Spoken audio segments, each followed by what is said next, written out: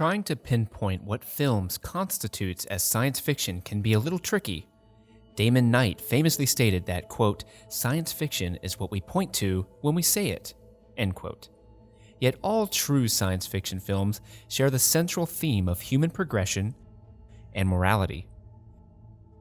The genre asks the audience to meditate on the direction of human knowledge as represented by scientific breakthroughs such as artificial intelligence or advanced technology, which seemingly benefits society. The moral consequences of these scientific discoveries is what truly defines the genre, as it is within these contexts we are allowed to contemplate difficult questions posed within society. When people file into movie theaters to watch a sci-fi flick, they expect to see futuristic cities, flying spacecraft, advanced weaponry, as well as an alien or robot. In Ridley Scott's 1982 classic Blade Runner, we see robots known as replicants illegally returning to Earth in order to find a way to prolong their short lifespans. The landscape of futuristic Los Angeles and the replicants themselves demonstrates the path mankind's collective knowledge has taken. These robots look and behave just like their human counterparts, but are unwanted by society at large. Their dilemma poses the philosophical question of what constitutes humanity. All those moments will be lost in time, like tears in rain. The replicant's plight is far from the only example presented by the film.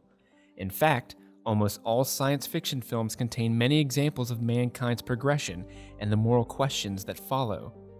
The genre employs 4 methods to aid audiences in digesting the fantastic ideas presented within the text. These methods are romanticization, anachronism, alien societies, and social commentary. Romanticization allows complex ideas or actions to be shown in a more attractive way than that they really are.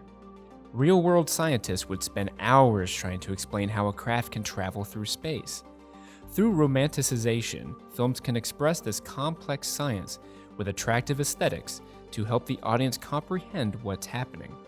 This can be seen as far back as 1902 in the silent film A Trip to the Moon.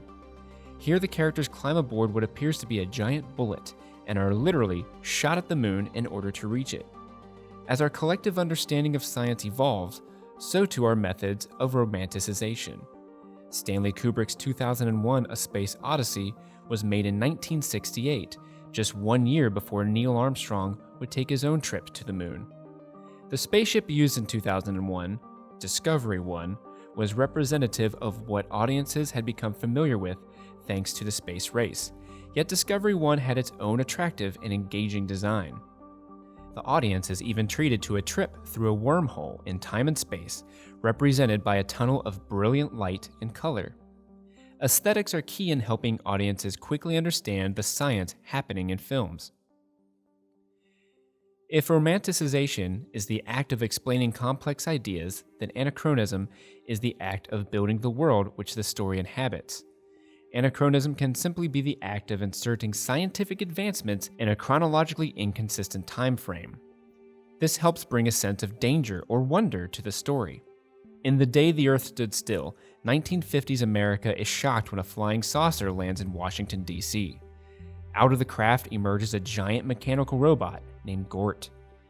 Due to the juxtaposition between 1950s American technology and that of the alien technology, we are immediately thrust into a world of paranoia, distrust, and fear, a theme typically found in Cold War-era science fiction films. A contemporary example of anachronism can be found in 2014's Edge of Tomorrow, through protagonist Cage's access to the invading alien's ability to restart a specific day. This ability of time manipulation is technologically impossible for the people in that time, yet Cage is able to access it thanks to the aliens who have somehow gained this ability. Speaking of aliens, science fiction films often employ alien societies as a means to compare and contrast with ourselves. We are able to learn more about ourselves when placed next to a being that is alien. In District 9, the audience is given a documentary-style look into the lives of the refugee prawns. we soon realize that the prawns are not so different from us, which makes their treatment by the hands of the human characters feel a lot less like watching a film and more like looking into a mirror. This leads into social commentary, the fourth characteristic of science fiction films. Most science fiction texts provide explanations or opinions on the workings of society. The focus of this commentary is largely based on events happening in the real world at the time the text is created. When RoboCop was made in 1987, the world was truly beginning to realize the effect that mass media could have on the population. Director Paul Verhoeven took this opportunity to criticize mass media by showcasing highly exaggerated news breaks and commercials throughout the film. I'd buy that for $1. 2015's Ex Machina uses social commentary to discuss multiple contemporary concerns. A major discussion that the film contemplates is the expanding role of women in society. All the robots seen within the film are depicted as women. They are treated as property that can be used and discarded by their creator, who is a man. The main robot, named Ava, has a story arc that parallels the lives of many women across the world by having to justify her own basic rights to her male oppressors. This all plays on the modern-day feminist movement currently going on in contemporary society. Fucking unreal. Romanticization, anachronism, alien societies, and social commentary all build the framework to help expand on the thematic concept of the nature of human knowledge and its moral consequences. These all play into what is essential to the science fiction narrative, whether it is mankind making first contact with alien visitors, an artificially created intelligence trying to understand its place in the world, a man struggling to maintain his humanity while witnessing his own body and mind transform before his eyes, or when we ponder how the world could be changed if a historical event had had a different outcome. No matter the story, it always comes down to contemplating our advancement as a species and the moral questions that come with that reality. These situations are further represented by the character types that inhabit science fiction.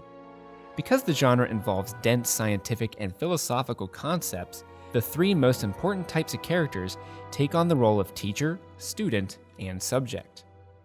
Taking on the role of teacher is the scientist. The scientist is often the one explaining the science or circumstances that drive the plot of the film. These characters are diverse in the ways they are depicted. Most science fiction films will feature one of three subtypes of the scientist character. There is the mad scientist, who meddles with the forces of nature to create the antagonizing force that the film's protagonist must correct. This version of the character was used extensively during the genre's pop television days, but has become more and more rare as audiences wish to see a more relatable villain. An early example of a mad scientist would be Dr. Frankenstein. However, you can also find a mad scientist in 1999's Wild Wild West. Here we see the Confederate sympathizer, Dr. Lovelace, wreaking havoc across the western United States with his steam-powered machines of terror, which includes a giant mechanical spider. We also find the amoral scientist within sci-fi texts.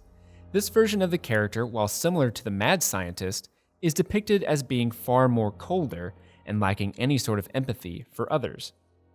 These characters are often grounded in reality, as they are not insane, but rather morally decrepit individuals who could easily exist in the real world.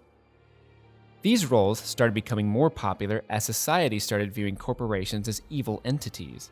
The 1980s saw a boom in amoral scientist characters who, as well as being scientists, were also cutthroat businessmen yearning for profit. In more contemporary films, we see these characters as overly ambitious individuals who lack hubris and try to play God with scientific discoveries. This fear arises from the real-world controversial technologies cropping up all over the world, such as artificial intelligence and CERN's Large Hadron Collider. Then we have the heroic scientist. This version of the character is not as common as others. This character is out to benefit mankind and is typically represented in a liberal fashion. While not always perfect, these characters have the common good in mind and genuinely try to help those in need. Perhaps this version of the scientist is uncommon because society thinks a good scientist would never participate in any activity that would bring about the drama manifested in films.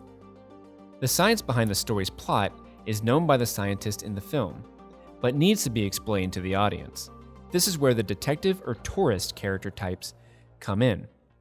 These characters are often the most relatable to the audience and usually act as the film's protagonist. They are thrust into the film's situation and are on a journey of discovery. Arguably, the most important character type within the genre is the Golem. The Golem acts as the subject of whatever the film's message may be. The Golem can take many appearances, often that of a robot or alien. Golems are used as a point of comparison to human characters, and are capable of thinking and making decisions. But there are restrictions and limitations placed on the character, restricting it from being truly analogous with human characters. It is these limitations placed upon the Golem that drives the plot, while also letting the viewer contemplate a more nuanced discussion that the film is presenting. Golems are some of the most iconic characters within the genre, from Maria to Ava, HAL 9000 to Roy Batty, or RoboCop to Christopher Johnson. Golems are essentially the face of the genre in the mainstream sense, and also key components to the genre's overall theme. Other character types you may find within the genre are the unfortunate but iconically lovable Redshirts. Named after the minor characters in Star Trek, Redshirts are simply in a story as expendable set pieces that will raise the stakes for the main characters. Very similar to Redshirts, we have Wedges. Wedges are named after Star Wars' Wedge Antilles. Wedges are seen in the background of films who receive little screen time, yet are important to the story in some way. Unlike Redshirts, they often survive the events of the film through genuine skill not usually bestowed upon someone with such little screen time. All of these characters play their roles within the setting of the genre. Setting can be a great many things within science fiction. It can be in futuristic cities, poverty-stricken shanty towns, western landscapes, or even in the empty void of space. What matters is that all these locations are grounded within some semblance of real life. The movie Alien takes place aboard the Nostromo. Although it is a spacecraft featuring technology beyond our comprehension, all of its set pieces are dirty and lived in, much like a dirty steel factory. The crew also wears blue-collar type outfits. This is done to allow the audience to feel as if the world is genuine and could potentially happen through human ingenuity. A lot of the world building that goes into science fiction is with the aid of special effects and camera tricks that help create the illusion of technological wonders beyond our modern grasp. Originally, small-scale models and matte paintings were used to help bring futuristic worlds to life, but advancement in film technology allows for more realistic presentations of a filmmaker's vision to hit the silver screen. Over the past century, science fiction has continued to grow with the same rate and ferocity as our own maturity as a society. The genre is as popular today as it has ever been, and while the genre is not pushing science forward as much as it did in the early years, it is still providing excellent commentary on who we are as a people and where we may be headed. As a genre, science fiction has always been there to help us understand our place in the world and inspire us to take humanity further. It is here to remind us that as a species, we are capable of creating and building marvelous things, but we are also capable of monstrous atrocities. Society has to always keep itself in check. We are constantly reshaping the world we live in, so we must always be prepared for the challenges that this inevitably brings. Robert Scholes once said that science fiction is, quote, the history of humanity's changing attitudes towards space and time, the history of our growing understanding of the universe, and the position of our species in that universe, end quote. With the help of creative filmmakers and ingenious scientists working within the genre, we can hopefully allow this understanding to continue to live long and prosper.